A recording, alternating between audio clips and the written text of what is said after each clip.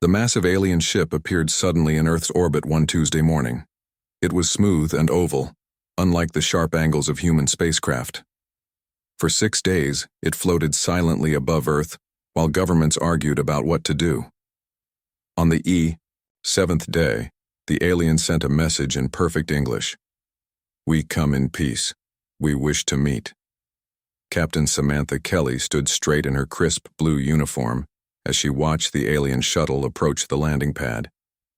Her palms were sweaty inside her gloves. Humanity's first meeting with aliens would go down in history books, and she was in charge of security. "Remember," she whispered to her team, "no sudden movements. These beings crossed galaxies to meet us. Let's not start a war on day one." Dr. Alan Wright nodded beside her.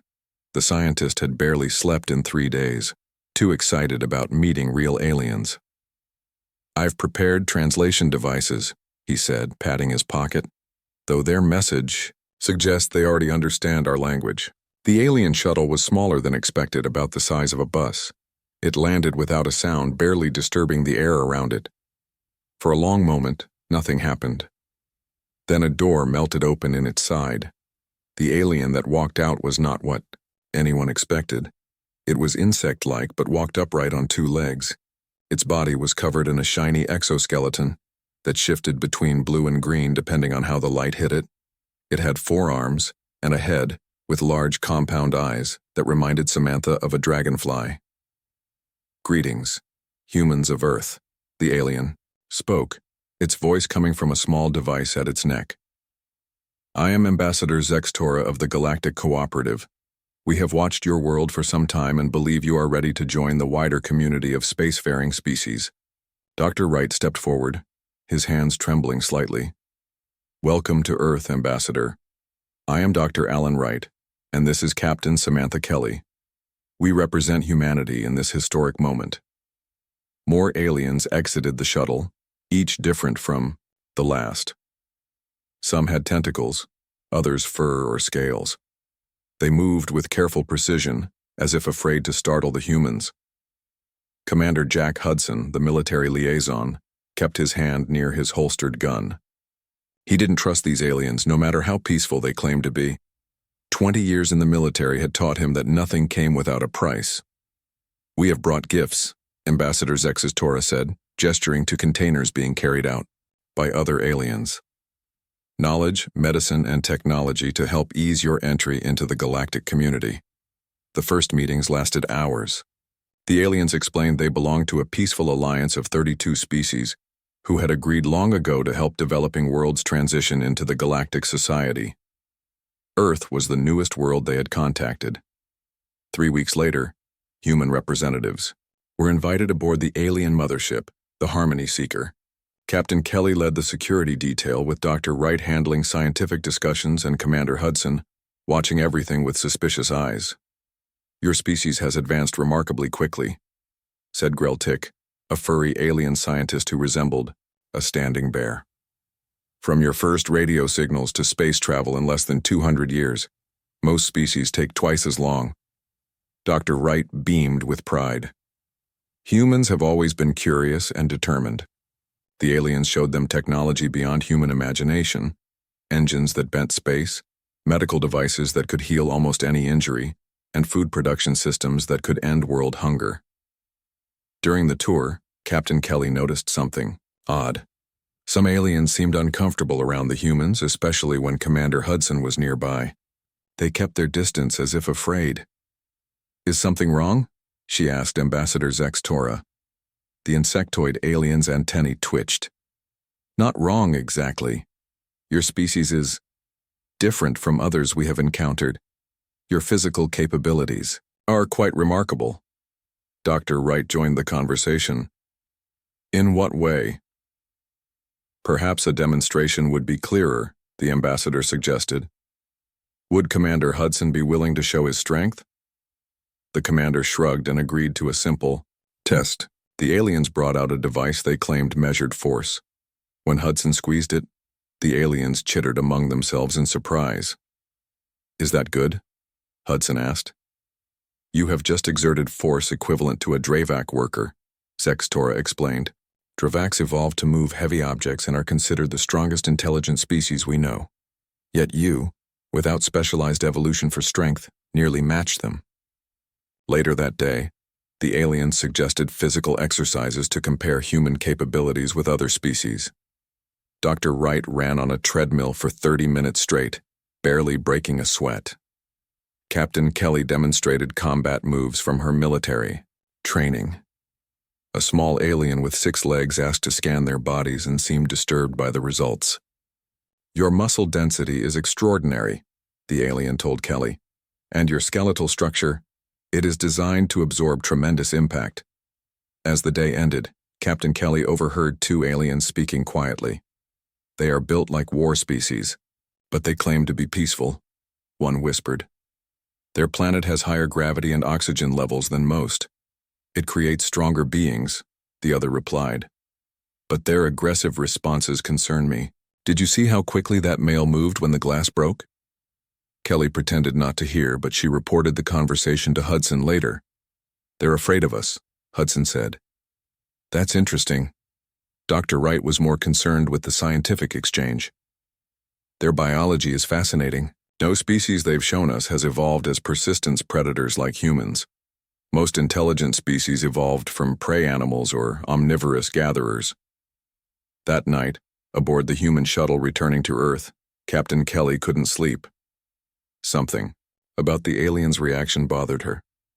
They were hiding something.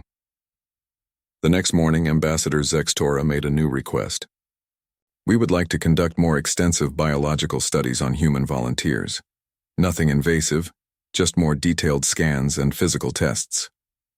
President Lewis approved the request despite Commander Hudson's objections. "If we want their technology, we have to show trust," the president said. Dr. Wright volunteered immediately. So did 20 other scientists and soldiers, including Captain Kelly. The tests began the following day aboard the Harmony Seeker. What the humans didn't know was that Ambassador Zextora had already sent an urgent message to the Galactic Cooperative Council. The message contained preliminary findings about human biology, psychology, and history.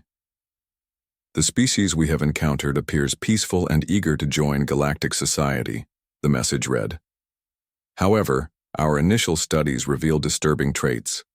Humans possess physical capabilities far beyond necessary for survival on their world. Their bodies repair damage at rates we've only seen in combat species. Most concerning, their history is filled with constant warfare, yet they have survived and advanced, despite this self-destructive tendency." The message ended with a recommendation. "Proceed with extreme caution. Humans may represent the most dangerous species we have encountered in 3,000 years of exploration. They do not know their own potential, and it may be best if they remain unaware until we decide how to proceed." As Captain Kelly submitted to body scans and blood tests, she smiled politely at the alien scientists. She had no idea they were already classifying humans as a potential threat to galactic peace. The aliens had built a research outpost on Mars, complete with living quarters for both species. Dr. Lyra Novak adjusted her breathing mask and checked her tablet one more time before entering the lab. As one of Earth's top physiologists, she had been chosen to work alongside the alien scientists. It was the opportunity of a lifetime. "Good morning, Chief Scientist Quarnall," she said to the tall reptilian alien who was already working at a computer station. Quarnall turned, his scaled neck stretching as he nodded in greeting. "Dr. Novak, I trust you slept well?" "Well enough considering Mars gravity takes some getting used to." She smiled, but Quarnall didn't return the expression. After 3 months, she still couldn't read alien emotions very well. The lab was filled with equipment from across the galaxy. Some devices analyzed DNA at speeds impossible with human technology. Others created 3-dimensional models of cellular structures that floated in mid-air. Lieutenant Eric Barnes entered the lab, his security uniform crisp despite the red dust that seemed to get everywhere on the Mars base. "Morning, Doc," he said to Lyra. He nodded to Quarnall but kept his distance.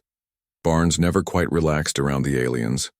"Lieutenant," Quarnall acknowledged, then turned back to his work. Lyra noticed this happened often. The aliens were polite to military personnel, but rarely engaged them in conversation the way they did with human scientists. It was as if something about soldiers made them uncomfortable. That afternoon, diplomat Milana arrived from the mothership. She belonged to a species called the empathy, with smooth silver skin and large dark eyes. Rumor had it her species could sense emotions, though she had never confirmed this. "Dr. Novak," Milana said warmly, "would you join me for the midday meal? I have questions about human culture I hope you can answer." In the dining area, they sat at a table away from others. Milana barely touched her food as she asked questions about Earth. "Your planet has so many different nations and governments," she said. "How do you maintain peace?" Lyra laughed. "We don't always. Earth has a long history of wars and conflicts. We're still working on the peace part." Milana's eyes widened slightly. "Yet you've survived as a species despite this internal conflict. Fascinating." "Humans are resilient," Lyra said with pride. "We fight, but we also rebuild." Later that day, Lyra was granted access to a new section of the alien database as part of her research. She was looking for comparative anatomy studies when she noticed a file labeled Species Threat Assessment, Sol 3 Inhabitants. Curious, she opened it. The file contained detailed analyses of human biology compared to other sentient species. What she read made her blood run cold. According to the report, humans possessed physical traits far beyond what was normal for an intelligent species. Our endurance exceeded 98% of known sentient beings. Our healing capabilities were classified as abnormally accelerated. Our pain tolerance was listed as concerning. Most alarming was a section on human psychology that described us as having unusually pronounced aggression responses and pack-bonding tendencies typically seen only in war-bred species. The final assessment made her hands shake. Humans display all biological markers of an apex predator species that evolved for warfare and hunting. Unlike engineered combat species encountered previously, they developed these traits naturally, making them potentially more unpredictable and dangerous. Lyra closed the file quickly when she heard someone approaching. She tried to act normal for the rest of the day, but her mind kept returning to what she had read. The aliens weren't just studying humans out of scientific curiosity, they were assessing us as a potential threat. That evening, she managed to copy more classified files to review in her quarters. The more she read, the clearer it became. The High Galactic Cooperative had encountered thousands of intelligent species, but none quite like humans. In their assessment, even the most peaceful human was biologically built for conflict in ways other species were not. A report from Ambassador Zexatora stated, "Their children engage in playfighting from an early age, developing combat skills before they develop full language capabilities. Their entertainment glorifies conflict. Even their sports involve ritualized combat or simulated warfare." Another file contained intercepted communications between alien scientists. One message disturbed her deeply. "The humans are evolved war, machines though they seem unaware of their true nature. They represent the most dangerous species encountered in 6,000 cycles of galactic exploration. Recommendation: limited technology transfer until full assessment of threat potential." The next morning, Lyra found Lieutenant Barnes exercising alone in the gym. She made sure no aliens were present before approaching him. "Lieutenant, we need to talk," she said quietly. "I've found something concerning in the alien database." Barnes stopped his push-ups and sat up. "What kind of concerning?" "The kind where they're studying us like we're dangerous animals." She showed him copies of the reports on her tablet. Barnes read quickly, his expression darkening. "They think we're some kind of natural-born soldiers?" "They're scared of us, Eric. All this cultural exchange and scientific cooperation, it's partly a cover to study how dangerous we might be." Barnes was silent for a moment. "We should tell Earth Command, but carefully. If the aliens realize we know—" "I'll keep digging," Lyra said. "There must be more to this." Over the next week, Lyra noticed subtle changes in how the aliens treated her. They limited her access to certain labs. Conversations would stop when she entered rooms. Once, she caught Chief Scientist Quarnall staring at her with an expression she could only describe as fear. During a routine physical exercise demonstration for the aliens, Lieutenant Barnes and 3 other security personnel demonstrated hand-to-hand combat techniques. Lyra watched the aliens' reactions closely this time. They weren't just interested. They were horrified, especially when the humans continued fighting despite minor injuries. That night, Lyra discovered the aliens had begun encrypting more of their communications. Fortunately, her room was next to Diplomat Milana's, and the walls were thin. She heard Milana speaking with someone. "Their capacity for violence exceeds our projections," the diplomat was saying. "The security team shows combat effectiveness equal to Drakari elite forces, yet these are merely average specimens, not their specialized warriors." Another voice replied, "The council must be informed. If humans ever unified their aggressive tendencies and advanced their technology." "The implications are clear," Milana said. "We cannot allow unrestricted human expansion into the galaxy. Not until we understand how to contain the threat they represent." Lyra backed away from the wall, her heart pounding. She had to warn Earth. The aliens weren't here just for friendship. They were here to assess whether humans were too dangerous to join the galactic community. As she turned to leave her room, she found Diplomat Milana standing in her doorway. "Novak," the alien said softly, "I believe it's time we had an honest conversation about your species and why the galaxy fears what humanity might become." President Catherine Wells rubbed her temples as she read the report from Mars. The information Dr. Novak had smuggled back to Earth was troubling. The aliens, their supposed new friends, had been studying humans as potential threats this whole time. "How reliable is this information?" she asked General Marcus Reed, who stood at attention across from her desk. "Dr. Novak is one of our best, Madam President. If she says the aliens are worried about our warlike nature, I believe her." The president looked out the window at the alien ship still hovering above Washington, D.C. For 3 months, they had welcomed the visitors, shared knowledge, even allowed them to build a base on Mars. Now this. "They've been limiting technology transfers," General Reed continued. "Medical and agricultural advances, yes. But anything that could be weaponized? Suddenly they have cultural restrictions about sharing." Ambassador Peter Yang cleared his throat. The diplomat had spent more time with the aliens than anyone else on Earth. "We've noticed they become uncomfortable during certain discussions, especially military history. Is that why they've increased their fleet presence in our system?" President Wells asked. 5 ships last week, now 12. "They claim it's standard procedure," Ambassador Yang said. "But combined with Dr. Novak's discoveries, the president made her decision. Increase our readiness level, but quietly. I don't want to provoke them. And get me a direct meeting with this High Counselor Vrex." 3 days later, the meeting took place aboard the alien mothership. President Wells brought only Ambassador Yang and General Reed with her. The aliens led them to a large room with a circular table. High Counselor Vrex was already waiting. Vrex was tall and thin with pale blue skin that seemed to shimmer. 4 arms were folded across his chest. His eyes, 3 of them, blinked rarely. "President Wells," he said in perfect English, "I appreciate this meeting." "As do I," she replied, "though I wish it were under better circumstances." Vrex tilted his head. "I'm not sure I understand." "Let's be direct, Counselor. We know you've been studying us as potential threats. You've restricted technology transfers. You've increased your military presence in our system. These aren't the actions of friends."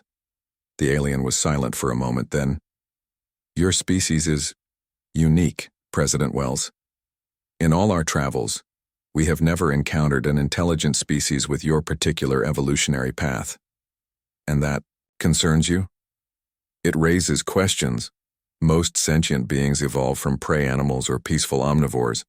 Their intelligence develops as a survival mechanism against predators or for finding food. They form societies based on mutual protection." Vrex leaned forward. "Humans evolved as apex predators. You developed intelligence not just to survive, but to hunt more effectively." General Reed's face hardened. So we're too dangerous to join your club? It's more complicated, Vrex said. Your history is filled with warfare. Your bodies are built for violence in ways that alarm our biologists. Even now, you maintain militaries that could destroy your own planet several times over. President Wells kept her voice calm. We have our problems, yes. But we've also created art, music, literature. We explore space out of curiosity, not aggression. Yet, you came to this meeting prepared for conflict, Vrex said, pointing to General Reed. You brought a warrior to a diplomatic discussion. Before anyone could respond, an alien aide rushed into the room and whispered to Vrex. The High Counselor's expression changed. Even humans could see the alarm. I apologize, but I must cut this meeting short, he said, standing quickly. There is an urgent matter. After returning to Earth, President Wells was briefed on strange communications detected near Jupiter. Something had attacked an alien outpost there.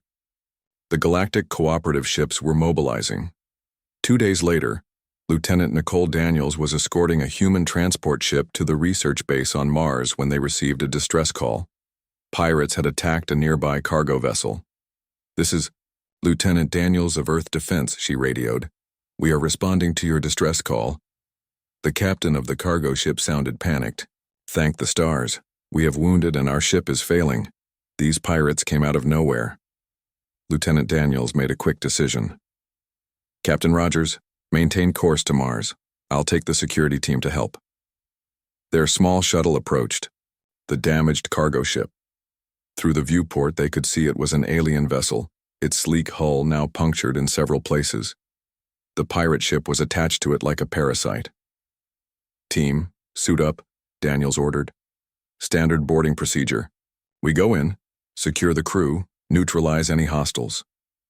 Her team of 6 moved efficiently, checking weapons and oxygen levels. They were the first humans to ever engage in combat in space. As they prepared to dock with the cargo ship, Daniels noticed an alien vessel approaching, reinforcements from the cooperative. Let's move fast, she told her team. Show these aliens how humans handle a rescue. They boarded through an emergency airlock. The ship's interior was chaos, panels sparking, warning lights flashing.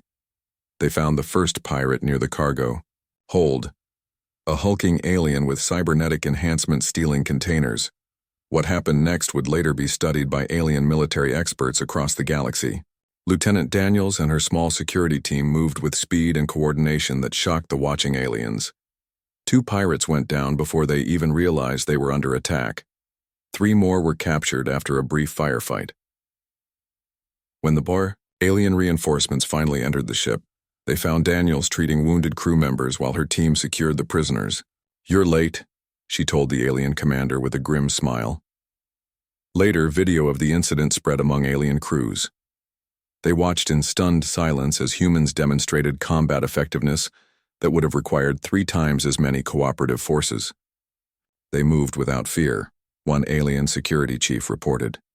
Sustained injuries that would incapacitate our soldiers and kept fighting.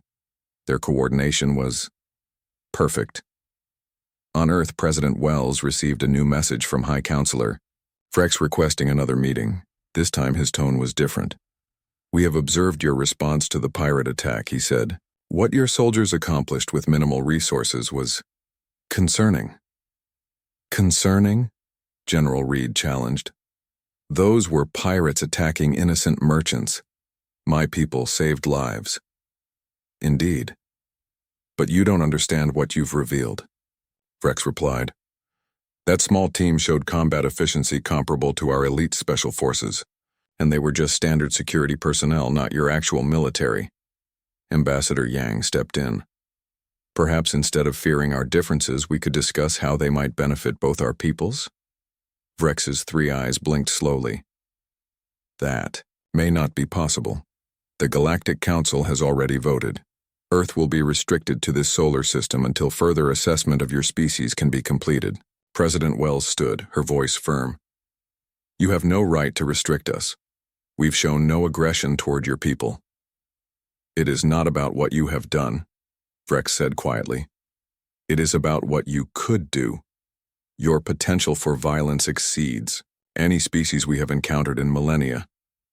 As they argued, none of them knew that far beyond Pluto, at the edge of the solar system, strange ships were appearing through a tear in space. Ships that weren't part of the Galactic Cooperative. Ships that had destroyed hundreds of worlds. The void had found Earth, and neither humans nor aliens were prepared for what was coming. The first attack came without warning. The alien diplomatic fleet orbiting Earth suddenly erupted in bright flashes of light. 5 ships exploded before anyone understood what was happening. "Unknown vessels detected," reported the technician at Earth's Space Defense Command. They appeared from nowhere. 32 ships.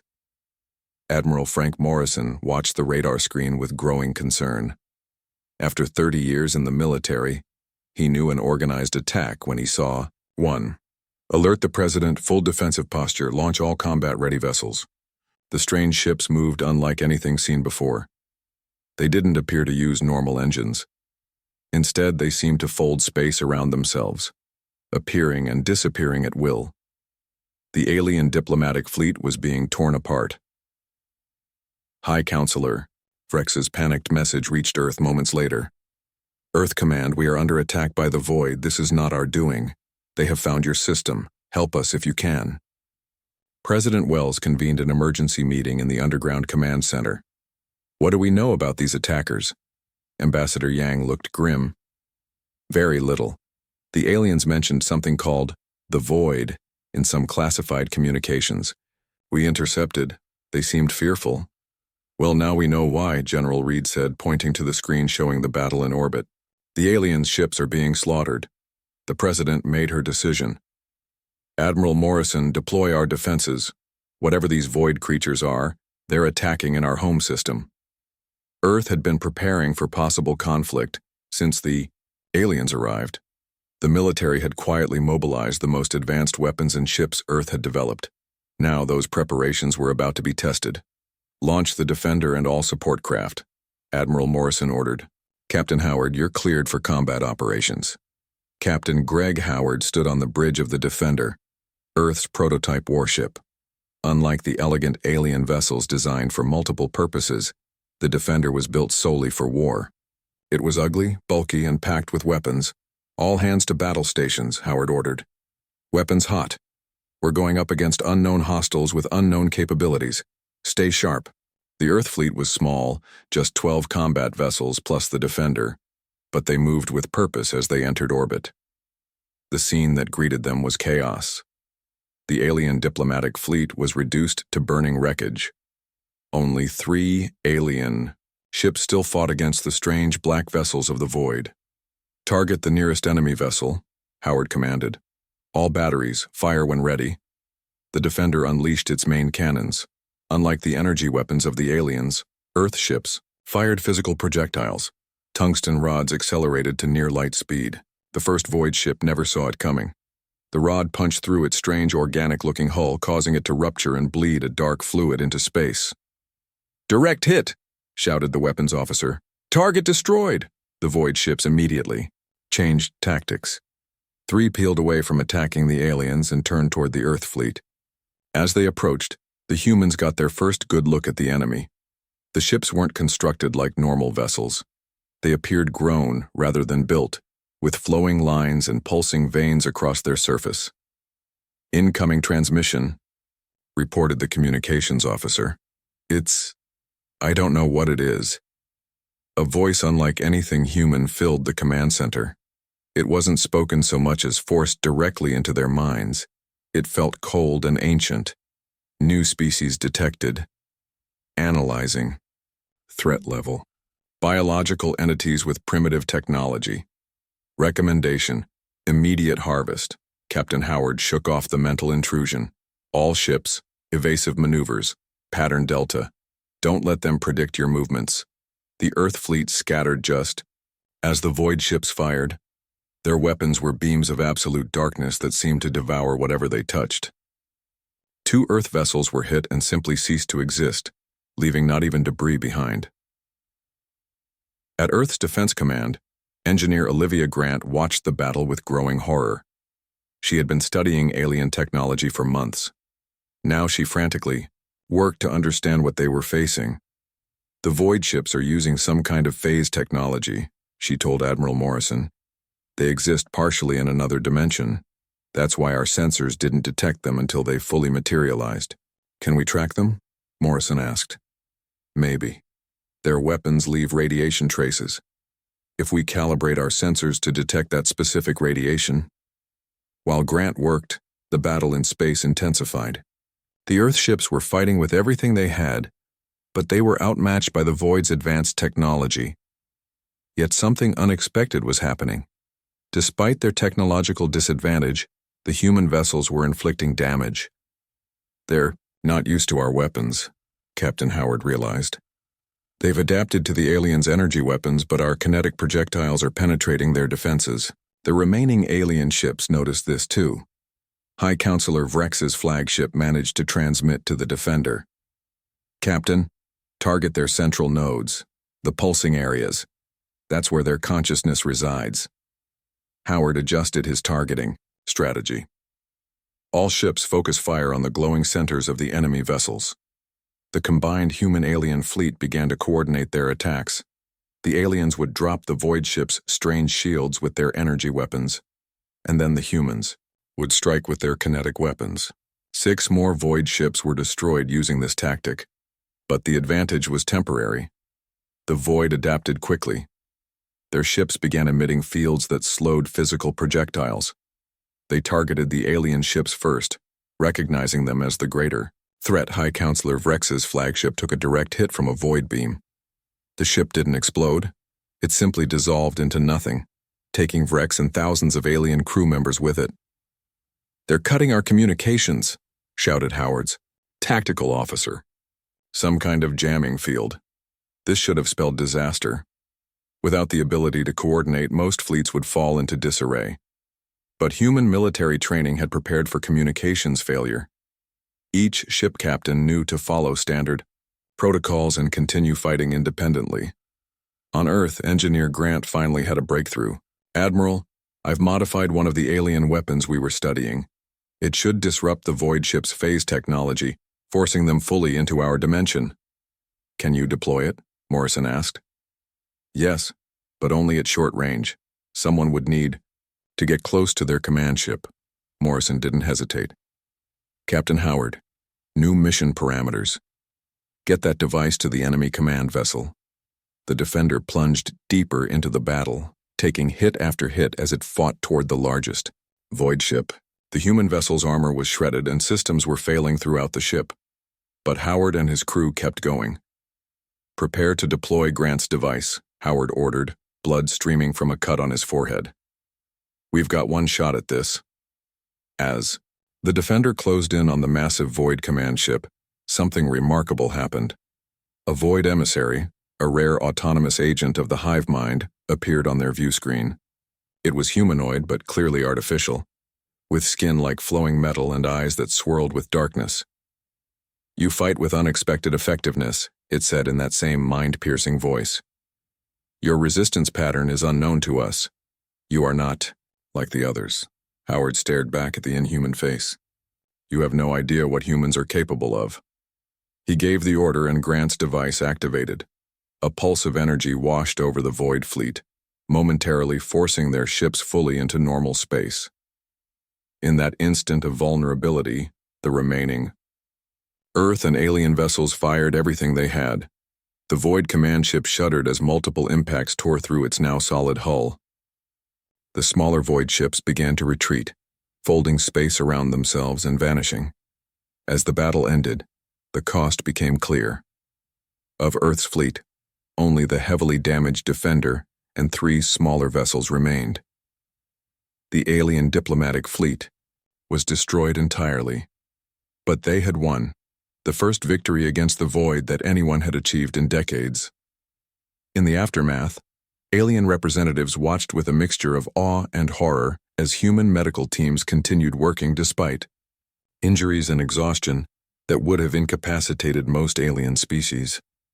They saw humans improvising repairs, adapting to damage, and refusing to give up even when logic said they should. A new message arrived from the Galactic Cooperative Central Worlds. It was simple. We may have misjudged humanity's warrior nature.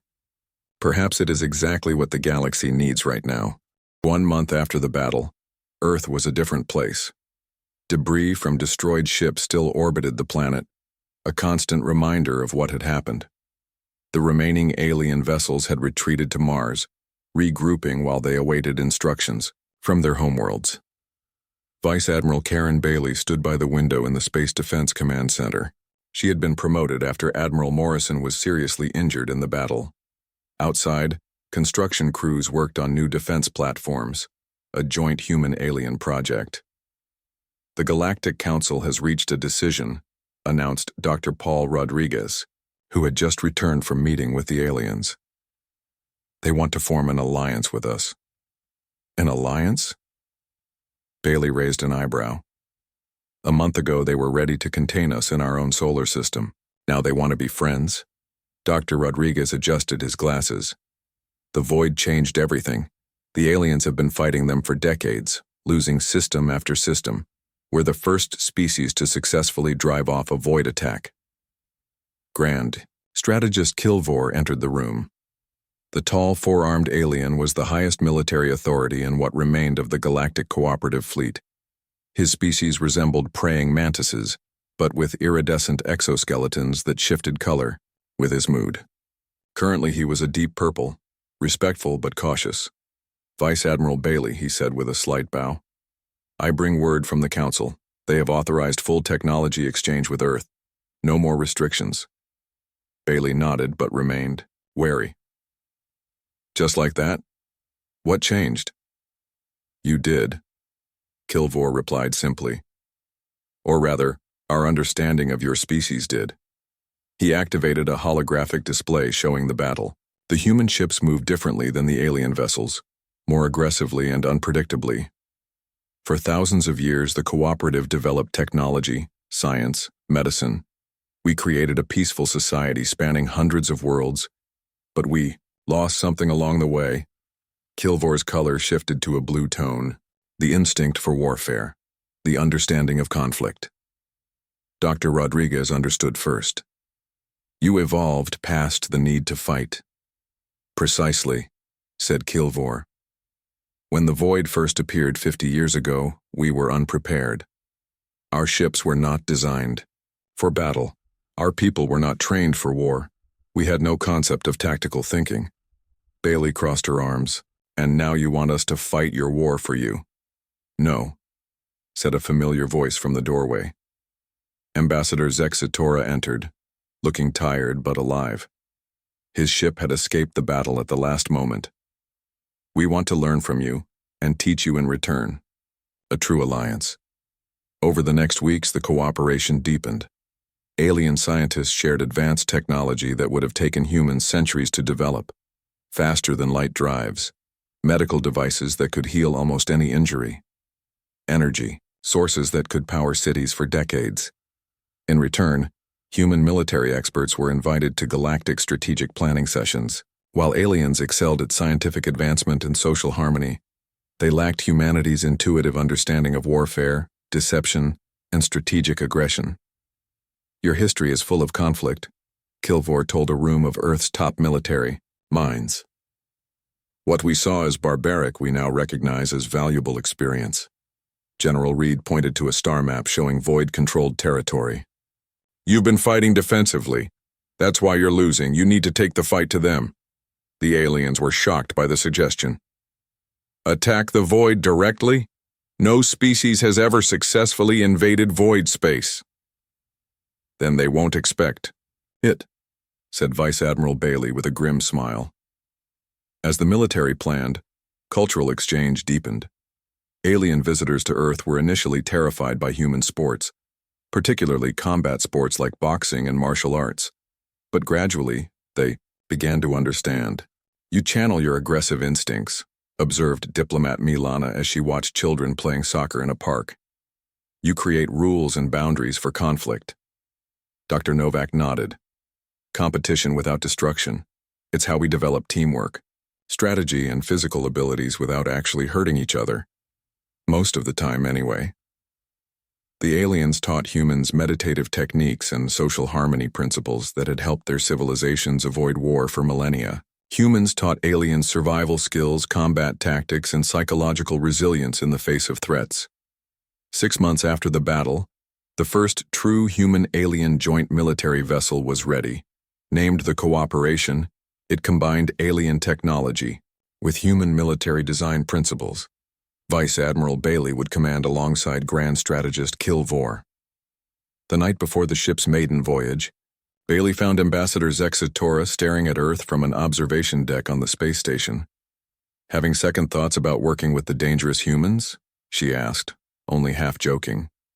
The insectoid alien's antennae twitched, and what Bailey had learned was amusement. "I was thinking about our first assessment of your species. We believed your warlike nature made you a threat to galactic peace. And now? Now I understand that the very traits that terrified us are precisely what the galaxy needs to survive." Zextora turned to face her. "The Void has conquered 17 galactic civilizations before encountering us. They are a hive mind that consumes all in its path. They cannot be reasoned with or appeased. So you need warriors," Bailey said. "We need humans," Zexatora corrected.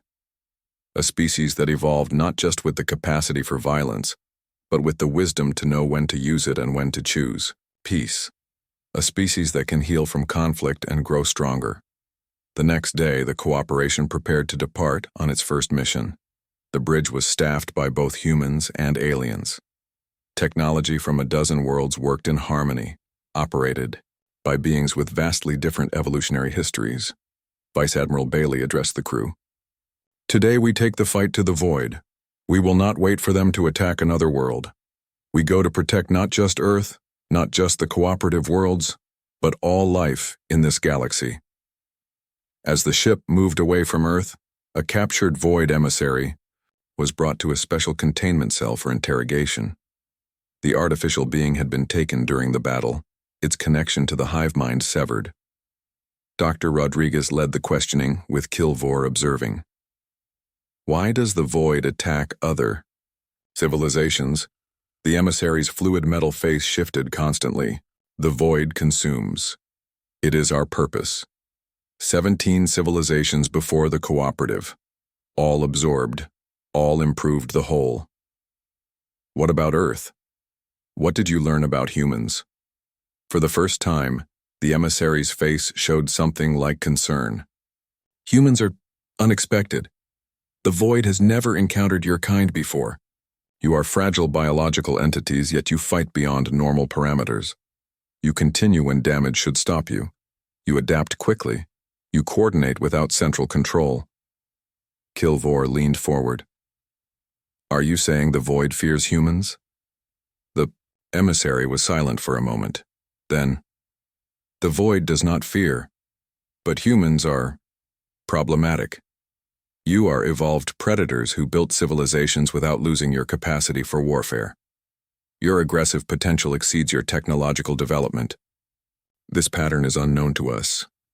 As the Cooperation jumped to faster than light speed, headed for Void territory, Vice Admiral Bailey watched the stars blur around them. Humans had always wondered if they were alone in the universe. They had imagined meeting advanced, peaceful aliens who would welcome them to a galactic community. Instead, they had discovered a terrible truth. In a galaxy full of intelligent life, humanity's warrior nature, evolved over millions of years of survival on a harsh planet, made them unique. What they had once seen as their greatest flaw was now their greatest strength against an enemy that threatened all life. The war against the Void would be long and difficult, but for the first time, the galaxy had hope, in the form of a species built for war, but reaching for peace.